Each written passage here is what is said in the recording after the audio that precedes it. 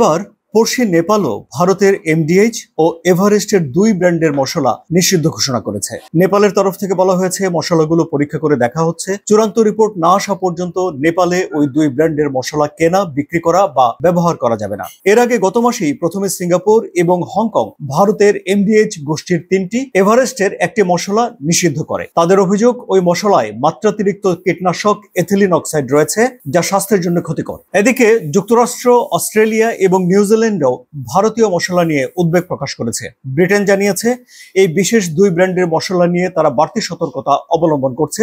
ভারতের সমস্ত মশলার উপর নজরদারি চালাচ্ছে তারা। একে একে বিভিন্ন দেশ ভারত থেকে মশলা কেনা বন্ধ করে দিলে তা ভারতের বাণিজ্যের উপরে বিরূপ প্রভাব ফেলবে, কারণ মশলা থেকে প্রতি বছর ভারতের বিপুল আয় হয়। 2021-22 অর্থ বছরে $410 কোটি মশলা রপ্তানি করেছিল ভারত। এখন ভারতের বিভিন্ন কোম্পানি বিভিন্ন ব্র্যান্ডের মোড়কে মশলা রপ্তানি করে, অথচ ভারতের মশলার খ্যাতি একদিনের নয়। প্রাচীনকাল থেকেই বিভিন্ন দেশের বণিকরা মশলা সংগ্রহ করতে ভারতে আসতেন। বলতে পারেন ভারতের মশলার খ্যাতি ছিল জগৎজোড়া। এমনকি মশলার সূত্র ধরেই পশ্চিমের দেশগুলোর সঙ্গে একসময় বাণিজ্য সম্পর্ক তৈরি হয় ভারতের। তারা জাহাজ নিয়ে আসতো, বিপুল পরিমাণ মশলা নিয়ে ফিরে যেত। সময়ের সঙ্গে সঙ্গে ভারতের মশলার খ্যাতি বেড়েছে বাণিজ্য।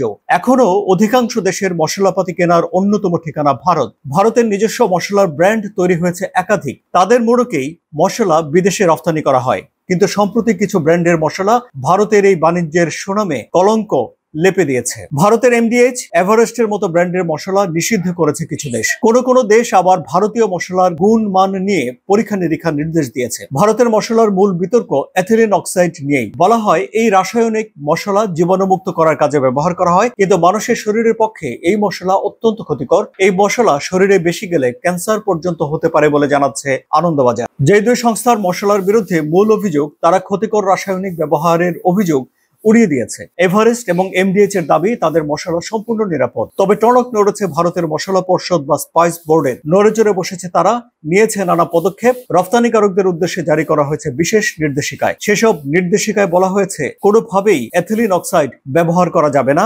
পর্ষদ জানিয়েছে মশলার কাঁচামাল থেকে শুরু করে প্যাকেজিং এবং কীটনাশকের উপস্থিতি পরীক্ষা করতে হবে।